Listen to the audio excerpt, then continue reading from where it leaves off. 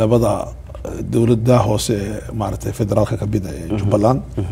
oo hogaaminaya Axmed Islaam Ambaxo Madoobe iyo madaxweynihii dalka iyo dowladdii dhexe oo Xasan iyo Xamza ay hogaaminayaan inay isku dhacaan horta aad baan uga xunnahay waan ka murugoonayna kumana faraxsanin marka labaad anigu markii kelmadda aan maqlay Soomaali heshiisa dunida la heshiisa waan u sheegay madaxweynaha waxaan ku yiri waxaa ku jira 3 qalad madaxweynaha iyo qolada la shaqeysana way ka cadhoodeen waliba qaarkood halkan markay yimaadeen bay igala hadleen waxaa horta qalad ah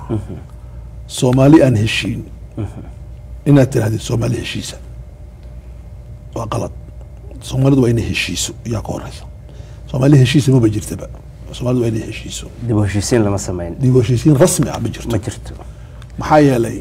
arrimaha ka dhacaya dibadaha ama Djibouti ka dhacaan ama Ethiopia ka dhacaan ama Turkiya ka dhacaan meesha ka dhacaan maaha arrin aan Soomaali ku heshiinayso Soomaali say u heshiiso khibrad taala khibrad dawliya taala oo Afrikaana taala oo aan ka qaadan karno experience waxaa jira in yar oo Soomaaliya oo asalkiisu reer Djibouti yahay Abdallah Fatix baa dhacda buug carabi uu qoray wuxuu ka qoray Soomaalidu dhex taala naarta irhaabka ololka irhaabka iyo amalka in la heshiiyo wuxuu soo bandhigay markaa 7 example oo la qaadan karo oo Soomaalidu diraaso ku sameyn karto oo heshiiska lagu saleyn karo waxaa kamid ah ka ugu dhow Somaliland oo Soomaalida kamid ah maxay sameysay si ay dawladdan yar ee Somaliland u sameystaan waxaa heshiiyay reeraha waxay fadhiisteen magaalada dhacdo maaragtay Boorama heshiis rasmi ah ay ku qaateen waxaana ku horeeyay kii kale hore oo Burco lagu soo qaatay maxaan uga jeedaa waxaas wax weeyaan Soomaalidu waa dad 5 arrimood ay walaal ku ah 2 arrimoodna aan walaal ku ahayn waa inaan saa u fahno weeyaan Soomaalidu diin bay walaal ku tahay luqad bay walaal ku tahay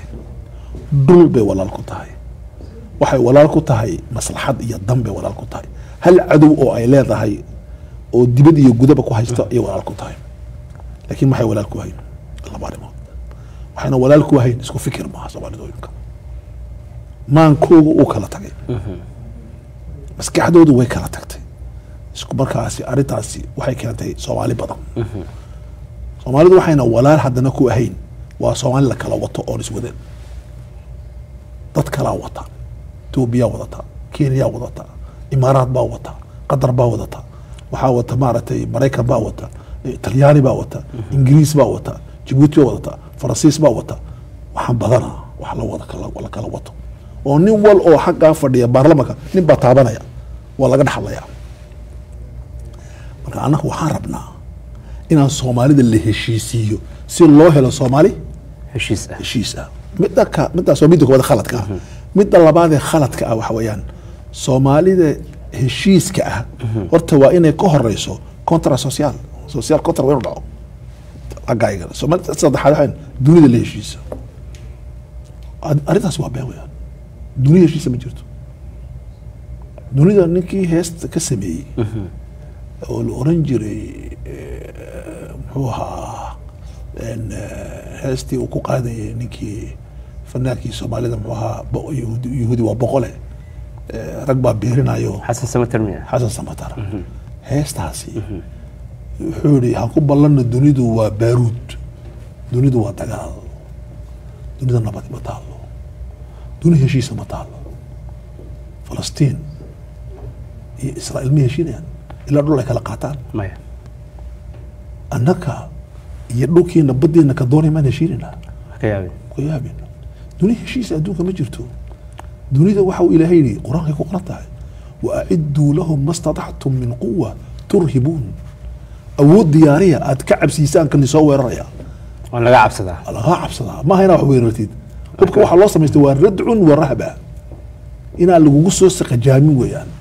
imika qofka yiraahdo Masar baan weeraraya 100 goor buu fikiraya 100 milyan oo ciidan ay haysataa xaq ka soo gaaray qofka Turkiga weerarada 100 goor buu fikiraya qofka yiraahdo waxaan weeraraya maalan Faransiiska 100 goor Mareykan iska daaya Shiina iska taabay marka Soomaaliya 77 hortii amba 80kii qofka ku fikira Soomaaliland weeraraya dhowr goob fikiraya ciidanka Afrika ugu meesamaysatay qaar balaad ciidan bay dhisaysa la turhibuna bihi adu wallah marka qof aan dhisnayn awood labadii awood ba lahayn tii adkeyd iyo tii softiga ba lahayn ma qaban karo marka anu waxaan ka soo horjeedaa dunida lama heshiiyo dunida waxa lala samaystaa xidhiidh waxa loo kala saaraa saddex sokeeye waxa duwal shaqiiqa saaxiibo maaha shaqiiqa waa saaxiibo isku danbaatihiin iyo cadow waa waaqic waa siyaasada waaqiciya weeyaan sawir reality-gu mid waa cadow midna waa saaxiib midna waa maxay shaqiiq waa walaal waa dhawaash u dhow yahay ka dhowna si dhow oo la shaqeynaysa iminka Djibouti iyo Soomaaliya waa walaal dhow waa shaqiiq way isku dan weeyaan okay Kenya waxa noqon karaa saaxiiban waa noqon karaa laano 2 milyan oo Soomaali dhex fadhida oo ka danaysata oo ka shaqeysata oo horumar ku gaadhay saaxiib baan noqon karnaa su'aasha Itoobiya su'aal badan bay ka taagan marka waxaan u baahanahay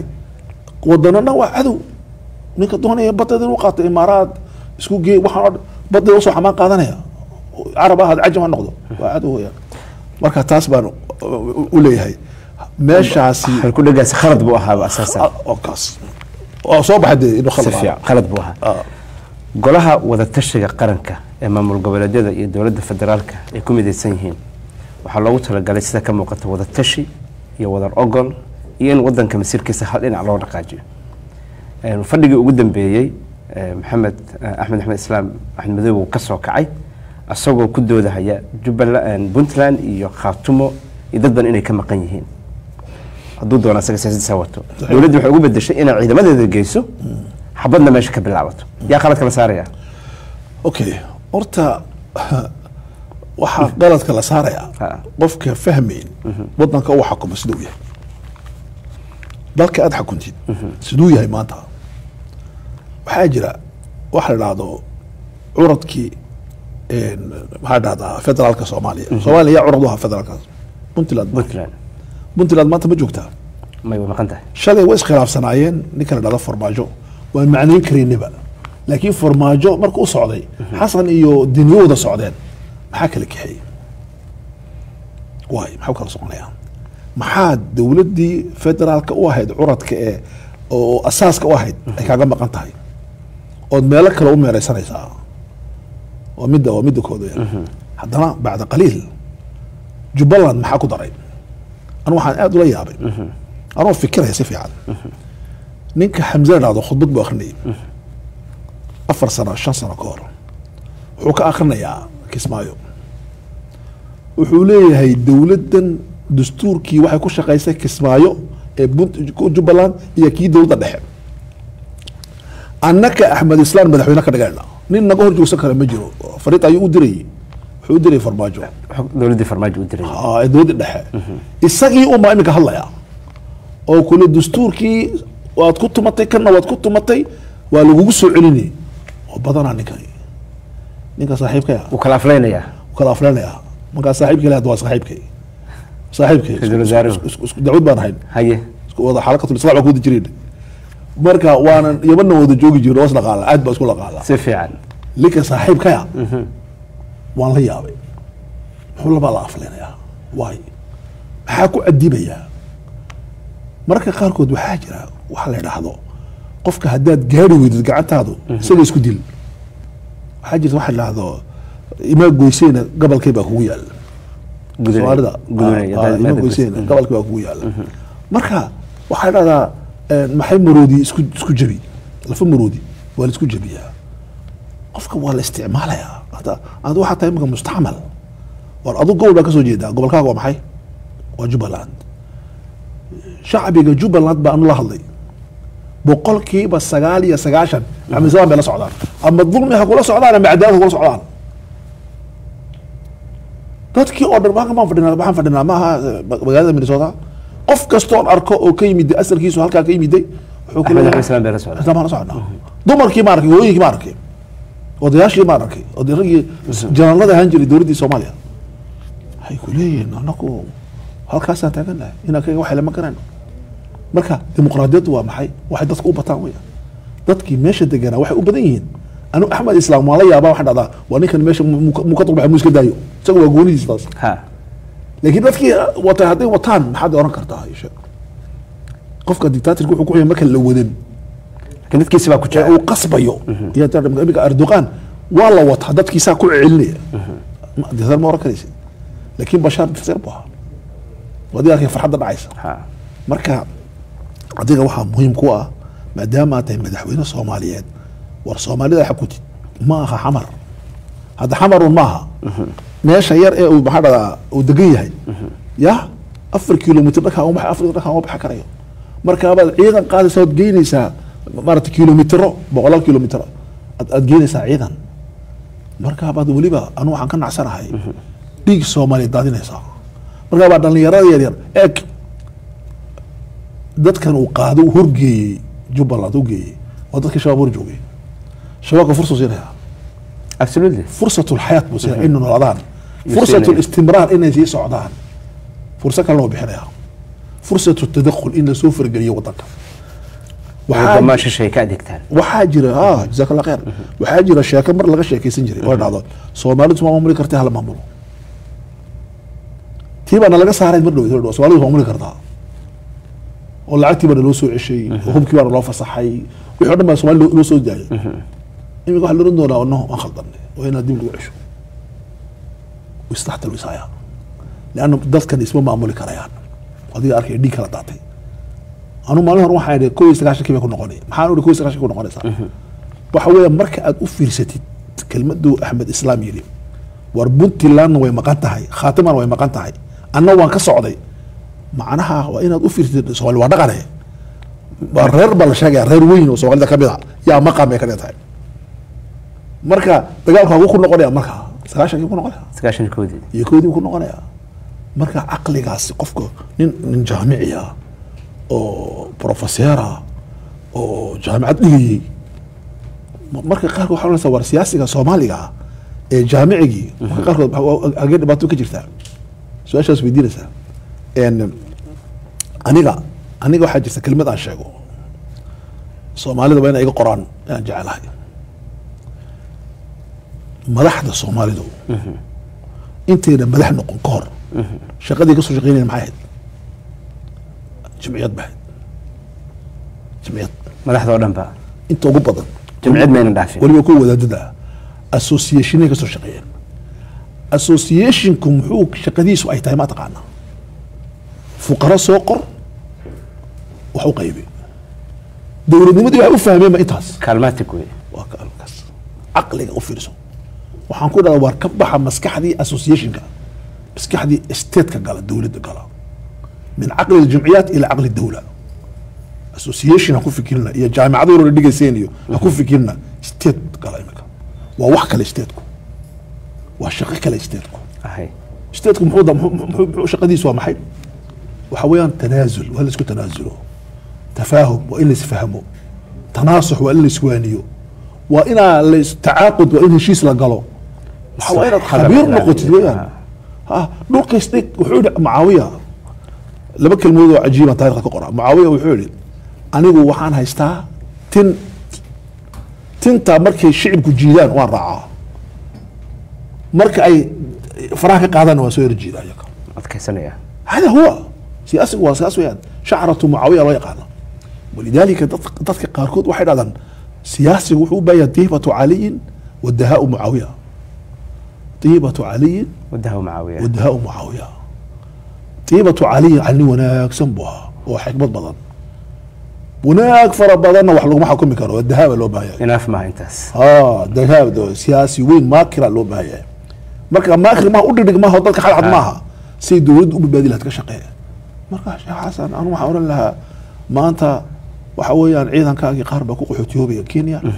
qaar baa dhiigtaada labadaba adaa ciidamo labadaba wixii Axmed Abubakar dhintana aduu ka dhimanaya adaa madaxweynaha wixii inta ka dhintana adaa ka dhimanaya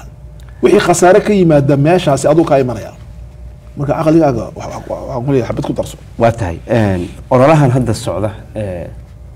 Jubbaland waliba ka dhanka ah markaan ka tagno siyaasadda madaxweynaha ee loo joojin maayada ah oo Puntland uu joojin waayay bedelku walaal oo dhihi lahaa oo maartay la fariisan lahaa wada hadal lagu dhameyn lahaa oo hadda ra'iisul wasaaraha Jubbaland runtii xooggiisa inta ugu badan uu gelin hayo asagana Jubbaland baa soo saartay maxaa ka dhalan kara isleedahay asaga siyaasaddiisa mustaqbalka ama dhibaato intee laga u geysanaysa wallahi laba mid ba filda saaxiibka inuu ku yiraahdo ninkan la yiraahdo Xasan war talka bad kii ka socday inuu ku yiraahdo oo suurtagal shaqadiisa halka ku lumiya oo shaqadiisa ku lumiya oo meel ku laaban hadana waayday laano dadkaagii dadka fara baxday arun taas waa mid weeyaan mid labaad waxa weeyaan in ay meeshay Soomaali ku dumaysay inuu Xamza joogo meeshay Soomaali ku dumaysay inuu joogo maanta aniga waxaan la kulmay dhalinyaro badan oo reer Muqdisho oo imika joogta magaaladeena joogta waxaan ku maxaniga soo ceshay waxay raadeen wada ku istaagay dhaqaale u istaagay cabsi baa abuurantay dhaqaale kiini u wareegay Ethiopia u wareegay meesha la tii kala tagay jijiga imika aad boo shidmaysaa waxa shiday waa dhaqaale xamal yaalay waxa kan shiday waa dhaqaale xamal yaalay marka xoolay ba ka yaacay Muqdisho markii jihaadi bado xoolay soo jiidatay wal xadaya maya dadkii waa kala yaacay cabsanaya خوف ba bilaa burbur mustaqbalka dheer baa laga cabsanaya walidaalika nin baa ka furay waxa dadku waa xawaala nin baa ka furay Muqdisho meelaha dumarku ay ku yara timaha iyo ku qurxiyaan wuxuu yiri labadii sano dambe ee farmaajo dadku inta aad u yimaadeen bay dad badani ba oo wasiiradu ay qabaan ba meesha ma jira aroos yaa dhici jiray iyaga meesha soo xidhay لأن ubadkoogi wasiiradu keenayeen qof kaliya iska dhaay meesha maqaa aljazeera saxda hotelka wala kala yaacay marka waxaan u timo feeray way buri ambaaruf abaalu hagaajina jirka waa weynay marka waxaas wuxuu tusayaa inay wax soo yaraanayaan marka saa daraadeed Xamza eeg dowladda Soomaalidu khaladada weyn ee galaysa waxa kamid ah dowladdu markii la yiri war dowladii Maxamed Siyaad Barre waa la riday waxa loo ridayna waxay ahayd dowlad presidential madaxweyne oo xoog u adag waxa rabnaa baa la yiri dowlad baarlamaani ah madaxweyne awood iska leeyahay tan baa la sameeyay baarlamaanka ra'iisul wasaare fiican oo baarlamaanka laga xukumo iyo madaxweyne isagu madaxweynimadu haysta wuxuu imika wadaa inuu dowlad madaxweynaha samaysto Xasan yaa u saxaya oo wada Xamza khalada taariikhda galay ma yara Xamza wuxuu wadaa inuu burburiyo Cabdiraxmaan Cabdishakuur yaa ka dagaalamay imika nidaamkii federaalka maaha nidaamkii baarlamaaniga ahaa dastuurka laga bedilaya oo nidaam madaxweynaha la sameynaya si uu Xasan madaxweyne ku-xigeen buu sameynaya Xasan wasaaraha baabinaya arrintaasina maaha arrin la isku waafaqsan yahay arrin Soomaali dan u ahna maaha arrin Soomaali waa soo dhaafnay ma laameyno waxaasoo dhan waxaa fasaxaya waayo Xamza marka Xamza waxa uu muuqda Xamza inuu yahay waxaa jira aniga Djibouti markaan ka sheekay waxa dhada ra'iisul wasaaraha waxa laga dhigaa nin Cafariya madaxweynaha Soomaaliya sadugtay laakiin ra'iisul wasaaruhu waa bila awood maxal marka muxuu noqday ma taqaan wasaaraha Djibouti joogay waxa loo yaqaan balato iyo noqday balato waa ninka saacil bariiska ma taqaan kan oo loo dhiibo fariinta gudbiya marka madaxweynaha fariimaha wasiirada ugu dhiiba Xamza Tiibu noqday fariimaha loo dhiibaa wuxuu ka baxay ra'iisul wasaarnimadii culusayd hadda statekiisa baa lagu burburinaya uu lahaa ama ninkii muxuu ahaa ka wareeyay muxuu ahaa khayra ama kii ka dambe la dagaalami jiray muxuu farmaajo muxuu ahaa roble khayr ilaa iyo Cabdi Wali ragii hore dhan waxay ahaayeen saacid ra'iisul wasaare hal baa buuxa madaxweynaha isku dhacaan waxa adduunka hore buu ka jiraa isku dhaco laakiin waxa laga rabaa in la ilaaliyo ama inuu sharaf ku joogo iyo awood ama inuu meesha baneeyo inuu baneeyo waxa dhaxay malaha kina dadka ka iibso tiraadid baabi banazaro madaxweynihii Soomaaliya Maxamed Siyaad Barre soo cishay adigu waxaasi waa burburinta ummadda Soomaaliyeed buu ka qayb galaya waa tahay shaqada waxay dhaceen dagaalka ugu horeeyay dawladdu ku guul dareysatay dabcan waxay istusinayeen inay Jubbaland ka adkaato si maamul goboleedyada kale ugu qos qaataan tii hadda waxaad moodaa inay faraha ka baxday maxaa hadda tala ah anigu wallahi horta asiin laha afar talo madaxweynaha tala asiin laha ilaahi ka cabso waa talada koobaad taariikhda iska mudoobeen